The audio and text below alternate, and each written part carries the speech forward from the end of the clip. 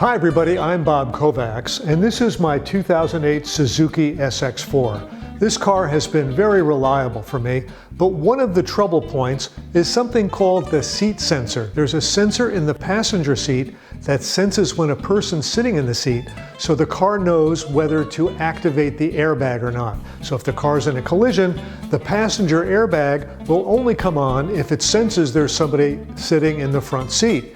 And that seat sensor is one of the things that fails in this car. So Suzuki had a couple of recalls to try to fix it. We had a couple of recalls done, at least one recall done to this car, but the car is now way out of warranty, and the airbag safety issue is no longer something that can be fixed free of charge. So I'm now on the hook for fixing this seat sensor problem myself. Our seat sensor went bad a couple of months ago, and I looked for possible solutions.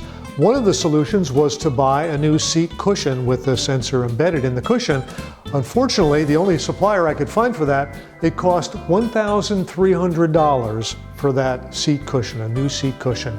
Obviously, it's made from some sort of Martian unobtainium. So another solution for this is to get a seat sensor emulator. This little black box is a seat sensor emulator, and it makes the car think that somebody is sitting in the passenger seat. And because now the airbag system thinks there's somebody in the passenger seat, it will set off the airbag in the event of an accident. But there's another problem, and that problem is if nobody is sitting in the passenger seat and the seatbelt isn't latched, then you're going to get a constant ding, ding, ding of your seatbelt chime. So this other object, this little black cylinder, is a thing that you connect to the seatbelt wiring so that the car thinks that the seatbelt is connected. So with these two things, in the event of an accident, if there's nobody sitting in the passenger seat, the airbag will deploy. If there's somebody sitting in the passenger seat, the airbag will deploy. Now, it's possible to do this project with the seat in the car. There's enough room to get your hands under the seat and do the work. However, I can't shoot a really clear video of the work being done with the seat in the car. So for the purposes of this video, I'm going to remove the seat, or at least tip it out of the way so that we can better see what's underneath it. Otherwise, this is not a very hard project. It's actually pretty simple. Let's go ahead and get started. This is the connector for the seat sensor emulator. So this should come out pretty easily just by pressing down and pulling it apart. There we go. And the new seat sensor emulator simply clicks onto that connector. So now the seat sensor emulator is attached. The seat belt latch emulator is a little more complicated. This is the wire. It's a 2-conductor connector here that goes to the seat belt latch. You can follow that wire back to confirm that when you look under your seat. So I'm going to cut this here so that I can attach the 2 wires for this seat belt latch emulator here. So I'm going to go ahead and cut this. A little scary to do this, but that's what I'm going to do. So now the time has come, now that I've cut through the wires for the seat belt latch switch, I have cut through those wires and I've put some connectors on the end. On one of the wires I put a male spade in a larger plastic fitting, and then there's a female spade fitting in a smaller plastic case.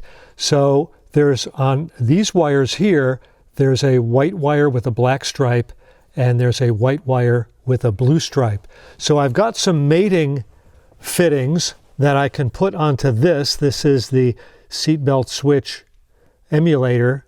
Now it has a solid black wire and a black wire with a white stripe. So what I need to do first is I need to strip a bit of insulation from the end of these wires. And I'm just using a pair of diagonal cutters, but there are, of course, wire strippers that make this more convenient, but over the years I've learned to be pretty good with just plain old wire strippers, stripping those. So now I've got the ends bare. We'll twist them to get a nice solid wire core in there. So now what I need to do is the solid wire, the wire with no stripe on it, needs to have the female fitting. This is the female fitting. So it's going to go into this big enclosure here, which is the white wire with the black stripe. So the black stripe wire that's on the car mates up with the solid black wire that is from this seatbelt latch emulator. Now I need to use a crimp tool to crimp that.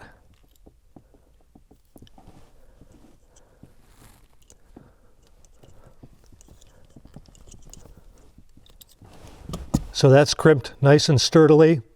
Now I take my other fitting and I put it in here, and I use my crimp tool again. Hey, there we go. That's in good and solid. Now I snap these two together.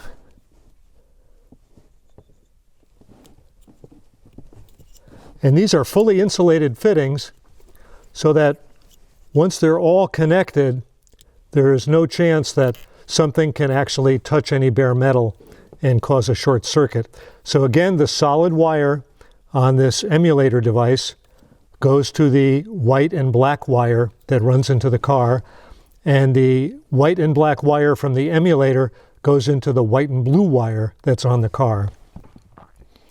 Now what I've seen is that some people just take these and tuck them underneath the webbing of the seat, but I'm a little afraid to do that because when somebody sits on the seat, it puts a lot of force on these and I don't want them to get damaged. So what I'm going to do is I'm going to take some cable ties and just tie them up.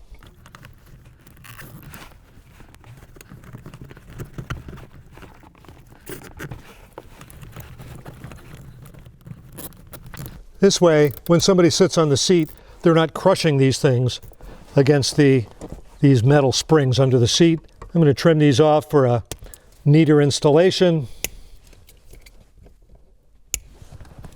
And that's what happens under the seat of the car to install the airbag emulator. Remember, this is the airbag seat sensor emulator, and this is the seatbelt latch emulator. Once those two components were installed, I used my scan tool to plug into the car, locate the fault code, and clear the fault code so I no longer had the light on in my dashboard. So I've had that light on for 3.5, 4 months now, and now it's gone. Yay!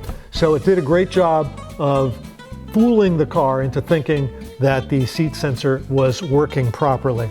So it wasn't a very hard installation, didn't take very long. It's really, depending on what you have for the connectors for those wires and how well you strip the wires and so forth, it's going to take you 5 or 10 minutes, maybe 15 minutes.